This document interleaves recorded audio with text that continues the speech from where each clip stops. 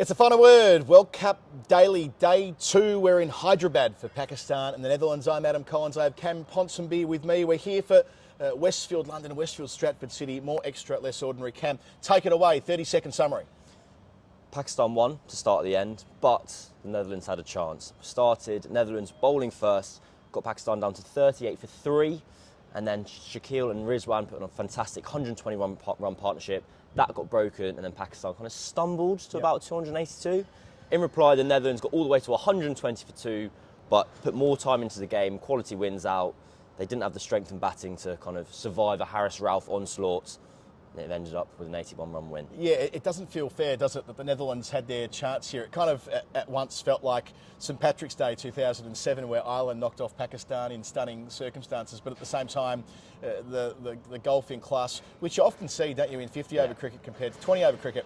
If this were a T20 international, the Netherlands are more than a puncher's chance of coming out on top, but with the extended game, 50 overs, it gives a chance for those high-profile, battle-hardened Pakistan players to turn the screws, and Harris-Ralph did that at one stage. They took 3 for 13. Netherlands were, I wouldn't say cruising, but at 120 for 2, they were in a position where they were needing 7 and over a sort of a chaseable amount of time. Like, it didn't feel like they needed to go at 7s for too long.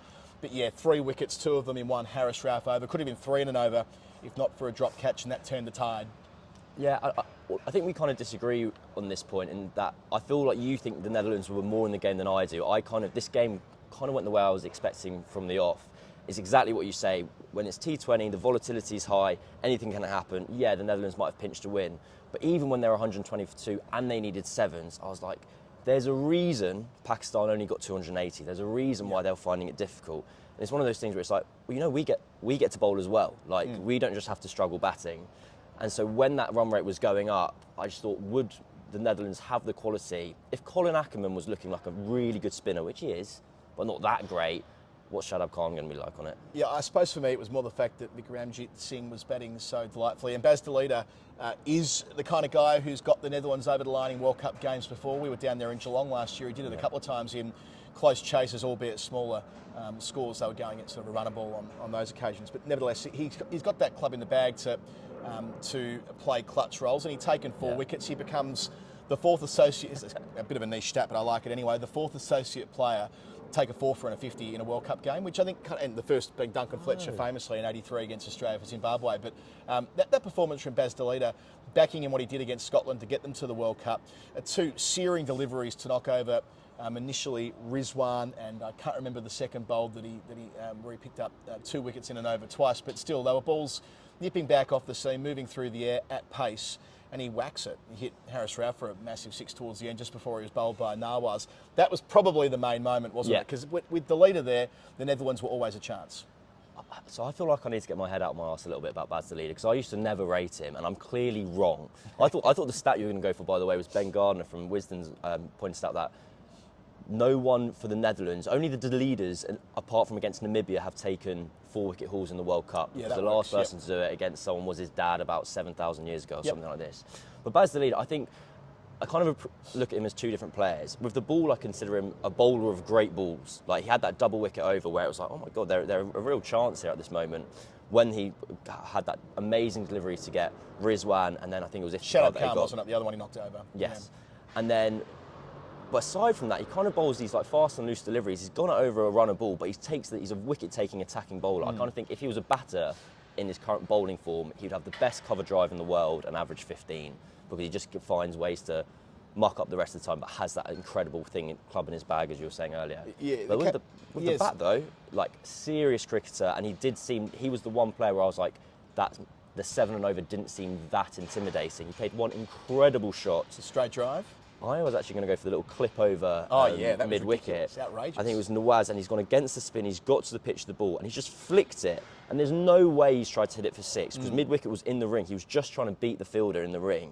And there was an amazing shot. It panned over to Vikram Singh, his mate, and just looking at him kind of like purring at his mate, going like, that was seriously good, mate. Yeah, there was 2 of them. As soon as Vikramjit was out, he played a straight drive off Harris-Ralph the next over, which was, the most classical shot of the day. But yeah, the time in the game when he played that, it showed the intent which they required to go at the sevens from where they did, but yeah, not to be. And Harris Ralph has that extra yard. They didn't really need to lean upon Shaheen Sharafredi too often today, although he did take a wicket when he came back into the attack late. The fact that he had, I think it was 6 of the last 21 to send down, it might have been 6 of the last 20 Shaheen had.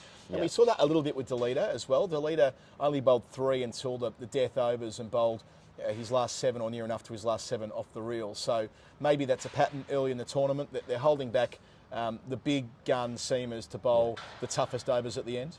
I kind of saw that with Pakistan doing that when Netherlands were chasing, but actually more with the spin in that Shadab Khan was the third spinner to bowl, and it was kind of like put time into the game and let that run rate build.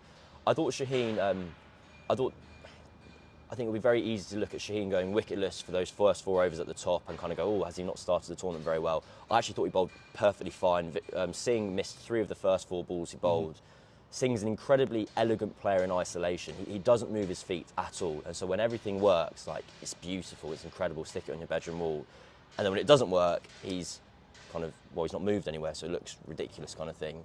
And so I think Shaheen has started fine. It's not a kind of case to be worried about for Pakistan at all. And he's obviously has so much more importance on his role, as well as Harris Ralph and Hassan Ali, with the absence of Nazim Shah.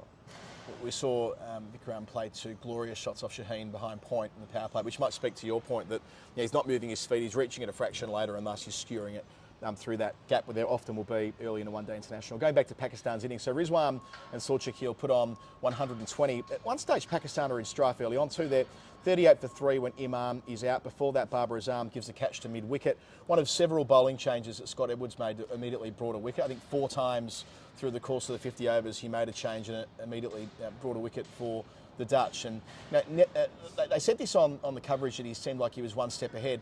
And I might rant a bit more about this in the Hall of Fame. Fuck it, I'll do it now. There's been a lot made of whether there's space for bilateral one-day cricket in the future, and I understand and respect where it's coming from. There is an important period of time coming up with Test cricket. Where do we find room for enough Test cricket being played across enough nations for it to remain credible and authentic and so on? And thus, one-day cricket seems to be the format getting squeezed. But how have Netherlands reached a point where they're pushing Pakistan? And I reckon they'll push a lot of teams through this comp. They've kept at least 3 full members out of this tournament who they've beaten in the qualification in Zimbabwe back in July. It's by being in the World Cup Super League. They played 24 one-dayers over the last 3 years against other full member nations. They've got that bulk load of cricket in, which means a captain like Scott Edwards isn't walking into a tournament intimidated in the way that, say, Tim Delita would have when he rocked up in 1996 when they were clearly a mismatch, or 2003, which was the last time before 2011 where they played in a World Cup. That felt like they were always going to be rolled eventually by the bigger nations. That imbalance doesn't feel quite as acute because they've played so much one-day cricket. So it isn't, I don't think, a one-size-fits-all when it comes to how much bilateral one-day cricket there will be into the future. Well, I think this match was probably a really good insight in the kind of the improvement, progression of associate, for want of the literal word, but also still the gap between the two nations. And that we're saying, like, it was a competition, it was a proper contest. That was not a match that Pakistan are going to go home from tonight and go, "God, we rolled them over." And it's not going to be a case that everyone's going to rock up to the Netherlands game and be like, "This is our banker, we're going to just turn up, win." Right. But at the same time, as we referred to before, like, the more time that was put into the game, the more it was a case of, I think Harris Ralph bowls 90 miles an hour, so he's going to get a lot of people for second ball ducks. And it was Scott Edwards on this occasion. But just to have that quality, that was a real kind of snapshot of the difference in ability, where it was a case of, this guy bowls 90, someone's coming at number 6 or 7. I think I actually messaged you and it was the 5th wicket down. I went, game over, done. That is the point where you need the kind of smaller nations need their kind of big guns to put in the incredible individual performances to kind of make up that difference in quality. Pakistan found themselves in deep net run rate trouble 4 years ago. They lost heavily to the Windies and they ended up missing out on the semi on the basis of that tie-breaking mechanism to New Zealand, I think it was from memory, who finished in 4th spot in the group stage. This time around, Pakistan have started off by they're 0.7 in the black. Interesting though that like the Netherlands are at negative 0.7, England negative 2.1. I'll never thoroughly understand net run rate, but it does feel a bit stiff that England have now got a net run rate that's 2.5 times worse than the Netherlands on a result that's broadly the same. I know that New Zealand got there in style yesterday, and I get that wickets lost play a role in all of this, but the Dutch were still bowled out in 41 overs. Yeah, I'm really sad you've asked me to explain net run rate stuff because I'm really going to struggle. But I think England should have like a minus a million net run rate. It was the biggest thumping in history as far as I could tell, and I decided. And again, it was a bit weird. Like the result flashed up on the screen at the end, and you've sat through this match of a good cricket match, a good competitive cricket match. Yep. And then all of a sudden it goes, the Netherlands lose by 81 runs, having been bowled out in 41 overs, and you're kind of like, what? Like, it feels like it's a football match that someone's won 3-1 or 4-1, but like goals 3 and 4 have come in injury time. You go, no, that was a competitive fixture, right. And the scoreline doesn't quite reflect kind of how close it was throughout the kind of length of time it was. It's the 1966 World Cup final, is what you're trying Absolutely. to say. With the goals. I think of that all the time. Hassan Ali, first one-dayer for a year. Did he bowl, was it 20 of his first 24 balls with dots? A couple of extras in there too, but a couple of wickets, one early. With the short ball that I don't think O'Dowd was expecting, but there were 4 dots that immediately came before the bouncer. And Hassan Ali's always been just a snifter quicker than people give him credit for, because he's relatively short and he bustles in and so on. People don't think he's got wheels, but he always has. And then he got one late as well. He was brought back into the attack and took a wicket straight away. So I know they've not got Naseem Shah, but quite useful having a guy who's played so much cricket slot back in to share the new ball with Shaheen Shah Afridi. He's got incredible posture in his run-up. He's got the straightest back I've ever seen. He was getting a really hard gig from the commentary on broadcast. They're going like, we're not used to our bowlers bowling 130. We like them a bit quicker normally. It sounds better. It looks different. I was like, man's representing his country in the World Cup. But no, I thought it was a really good example of... So we're only 2 games in, but a kind of a sense of... And I'm really reluctant to make too much of a sweeping statement about the conditions being played in, because one of the big kind of people who know what they're talking about when they refer to India, they kind of refer to it as like a continent, as it were. So it's like you can play different parts of the nation. I like playing in different continents normally, like Dharamsala is going to be very different to Hyderabad, for instance. Right. But for both these games, for today and yesterday, there's been opening bowlers and spinners have been able to get the ball to hold in the wickets in a way where it's been incredibly difficult for teams to rotate the strike. So Singh had it. Singh was kind of pretty much boom or bust, beautiful cover drives or dots. And it was the same with Hassan Ali at the other end. He was just bowling dot balls on occasion. I think it was Ackerman managed to squeeze a couple through the offside. But it was that kind of, whether that actually is a reflection that, yes, Hassan Ali's having to replace Naseem Shah, and that's a huge kind of set of boots to fill. But actually, is that style of bowler going to be very favourable throughout the tournament, and have Pakistan almost, through loss of a superstar, kind of got the kind of wily old clubby that actually kind of sometimes gets even more wickets? Yeah, the one that looks like a wily old clubby for Pakistan is Mohammad Nawaz, but he gets the key wicket of the leader that spins past the edge and hits the off stump, cops a little kiss on the cheek from Imam Al-Haq for his trouble there too, Mohammad Nawaz. There is still work to be done. Like, I'm not entirely sure and convinced that Iftikhar plus Nawaz plus Shadab doesn't feel as potent as he used to be. This got raised on television a little bit too, that there have been some adjustments maybe, but still, they've got to find 20 overs out of those 3 at the moment. Fakhar Zaman's out of form, but they'll presumably stick with him on the basis that he's a match winner, and they're not going to punt him early in the tournament, having still had a convincing win. So, there is room for growth for Pakistan, who, we'll go through it, who they play next. They've got Sri Lanka on Tuesday. They stay in Hyderabad. Then they've got India, which is their 3rd game at Ahmedabad, which is the blockbuster. So you would think from here for Pakistan, they need a really strong performance against Sri Lanka to build to where they might be, to knock off India a couple of days after that. Just to go back to your point about that kind of trio of spinners, and this is, maybe I just have a kind of a great emotional attachment to all kind of second string off spinners, basically. But I feel like it's going to be the tournament of the second spinner, because you're getting a bit more purchase in India, you're going to have to bowl, and teams have to attack you. And so we saw it yesterday with Glenn Phillips getting those 2 vital wickets against England, Moeen Ali trying to force a pull shot, Joe Root going on the sweep. We saw it today with Ackerman getting out first ball to Iftikhar, trying to force the issue. And it was amazing, on commentary, Shane Watson was just kind of bereft. He was like, just stand there, just stand there and whack it straight. And because I still have access to the CricViz stuff, I don't know if we'll use it anyway. Contractual problems. It's fine. I was hitting up Ben Jones, who'll host this show occasionally from India through the tournament, saying, "Where's the WinViz thing on the app?" He's like, I'll get it put on there. But I know WinViz is certainly part of the tournament. Just to segue before you finish your point, I reckon WinViz would have had the Netherlands in front when Delita was betting with Vikram, just at that particular point, maybe not quite in front, they would have had at least a 4 in front of it. It's the numbers, not the gut, though, is it? No, yeah, sure. I'm just saying they weren't that far away. Anyway, continue. But so I looked up to see Shane Watson, like how often he swept in like ODI cricket, and he just didn't. He just like never ever swept. Because he was like, he was saying what he said on commentary. He was like, stand there and whack it straight. Like, what's the problem? And you're kind of like, well, you were really good at that, Shane. Other people are good at other things. Yeah. But yeah, I think Pakistan's little spin trio there. They've got all three. They've got left arm, right arm, leg spinner. I think that'll be fine. I think that'll work. And I think you'll see, even though Shadab Khan's been struggling of late, so he might be having a bit more of a difficult time, he'll still get that respect that the Premier spinner will get. And as a result, we'll see Iftikhar Mohammad Nawaz maybe taking more wickets than you otherwise expect. And final word on the Dutch. I mean, they used 8 bowlers. They did a great job with the ball. Pakistan were lucky to get 286 based on a 19-run stand for the final wicket. I know they've got potentially an injury concern with Logan Van Beek, but time will tell there. Their next encounter is on Monday. They're also staying in Hyderabad where they play New Zealand, who are in red-hot form after their win over England on day one. Basically New Zealand being New Zealand Day, that. That'd be great. There is a bit of that, isn't there? Yeah, there are quite a few New Zealand players. All right, time for us to move into the Final Word Hall of Fame. Final Word Hall of Fame throughout the course of this 2023 World Cup is brought to you by Westfield London and Westfield Stratford City. The best place to celebrate cricket as a sport, no better place than as I stumble over my lines. As I stumble over my lines on day two.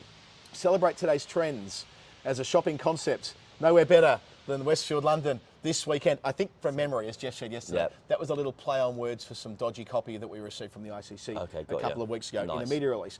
The point stands. Look Laundrette between the 6th and the 8th of October. It's the 6th today, so over the weekend.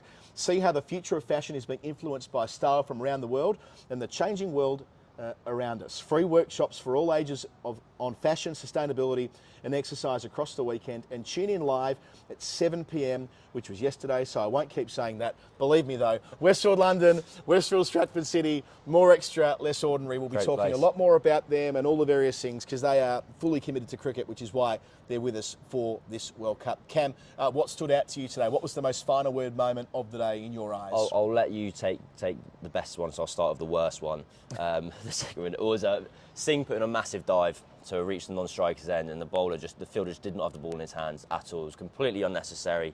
He got the Superman out and kind of looked up a bit sheepishly, kind of like, didn't really need to do that. But it looked great, 10 out of 10. Do we know why he did it? Like, again, even now, I don't think I think he thought it had been cleanly gathered. Right. But also you can literally see him look at the fielder who doesn't have the ball anymore, and he got himself nice and dirty for his troubles. I think Shane Watson has a real future ahead of him as a Tony Gregg pitch reporter. Nice when I was growing up, big, tall former, blonde all-rounder, Tony Gregg would get down low and touch the surface and be at one with the grass. Well, Watto was knocking the pitch today, which that's the technique. He needs the car key though. Needs Shane Watson with the car key before the next game. I would go as far to say one of the things that brought Jeff and me together was our riding on Watto when we were both jobbing freelancers, trying to get work where we could. We both had a lot of words about Shane Watson when we were younger, and I'm glad we can talk about him throughout the course of this World Cup. We've still never had him on the podcast. Is that a point of pain for both of you? We really want to do it. I don't know why we've never been able to nail that. Anyway, the pronunciation of Baz Delita. Now, I'm going with Baz Delita because it was always Tim Delita. Yeah. And I do Fair Break where Babette Delita plays. Their cousins. It's Delita. We're cool with that, right? I think we accept. There's no other. There's 2 variants on it though. I really love. So Dirkie Nannis, who played for the Dutch side, I love the fact he's not going with Baz, he's going with Boz. Boz. Like a DJ at a German trance club, Buzz Delita. And I'm tipping Dirk would have done his homework. So it probably is Buzz. Yeah. What it almost certainly isn't is what Ramiz Raja was identifying him as, which was Baz the Lady. Baz the Lady. Pretty confident it's not Baz the Lady. I stand to be corrected, and I like Ramiz a lot. It's not personal.